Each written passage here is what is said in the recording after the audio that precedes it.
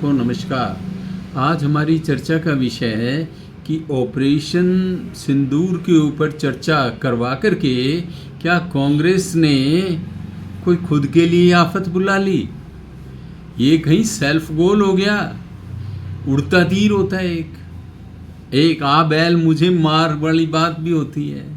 ये जो डिस्कशंस हुए हैं लोकसभा में, उसमें तो यही सिद्ध होता है भाइयों, इनकी इतनी बखिया उधेड़ी गई है कांग्रेस की कि बुरी हालत कर दी शाह ने, मोदी जी ने और बहुत से जो भी इनके वक्ता बोले, चाहे वो संबित पात्रा हो या कोई भी हो, सब ने ऐसा रगड़ा है, ऐसे ऐसे मुद्दे निकाल करके सामने लाए जो बहुत अरसे से लोग भूले बैठे थे।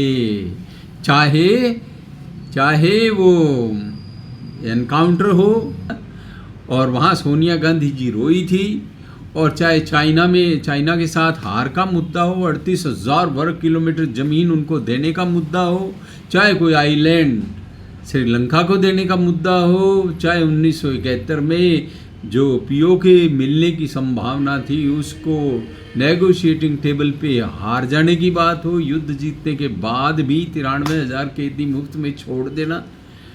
तो भाइयों, बहुत से ऐसे मुद्दे सामने आए जिससे कांग्रेस की स्थिति खराब हुई, और इनके नौसिखिया वक्ता कोई हुड्डा जैसे लोग वो बोले कि डोनाल्ड ट्रंप और मैकडोनल्ड को जोड़ रहे हैं। क्या अर्थ है इसका? इसी तरह इन्होंने अपने जो योग्य वक्ता थे उन्हें बाहर रखा, जैसे शशि थरूर को बाहर रखा, जैसे मनीष तिवारी को बाहर रखा, जो अच्छे वक्ता हैं, जो ऑपरेशन सिंदूर के बाद विदेश में भारत के पक्ष को रखने के लिए गए, उनसे कांग्रेस ने दूरी बना ली। ऐसा लगता है जैसे कांग्रेस भारत विरोधी हो गई है। इस बहस से तो ऐसा ही परिलक्षित हो रहा था, और ये लग रहा था कि जैसे कांग्रेस भारत के उलट चलती है। वो सारे प्रमाण दे रहे हैं ट्रंप ने का, इतनी बार कहा कि मैंने युद्ध विराम कराया, और भारत का फॉरेन मिनिस्टर कुछ कहे, प्राइम मिनिस्टर कहे, शपथ ग्रहण करके कहे लोकसभा में, तो उसको ये मानने को तैयार नहीं। तो बड़ी विचित्र बात है भाइयों। इससे तो कांग्रेस पार्टी अपने ही मान सम्मान को जो लगातार खोती जा रही है और भी खो देगी। एक ही एंटनी रिपोर्ट में कहा गया था कि ये जो मुस्लिम तुष्टिकरण है ये कांग्रेस पे भारी पड़ रहा है। फिर इन्होंने वो ब्राह्मण बने, राहुल गांधी कुछ समय तक मंदिरों में गए, फिर अपनी पुरानी लाइन पे आ गए।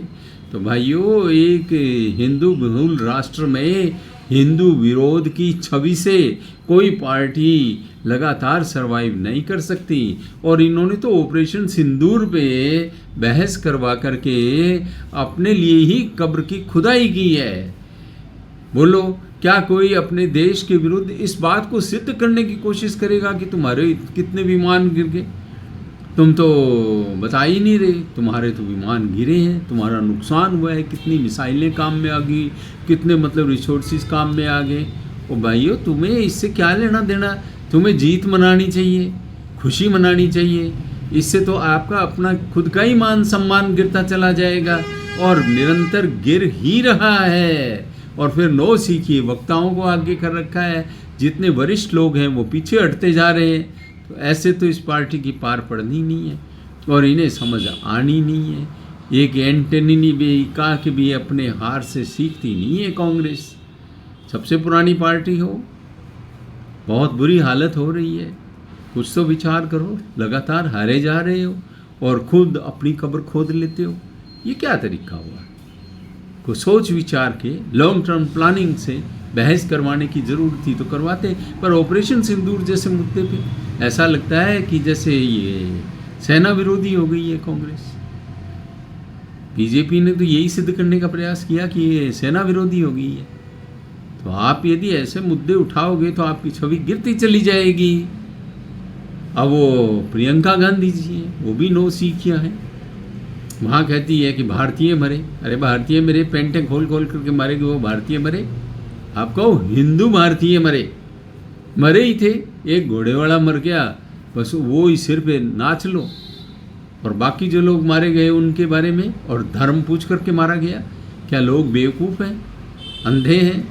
क्या वो जानते नहीं हैं? सब जानते हैं। आपकी जितनी भी टेररिज्म को लेकर के पॉलिसी रही, बॉम्बे अटैक के बाद जो भी आप लोगों ने वो जो डोजियर देते रहे, ये सारे मुद्दे बहस में आए हैं और ये बहस में आना आपके लिए घातक सिद्ध हुआ है।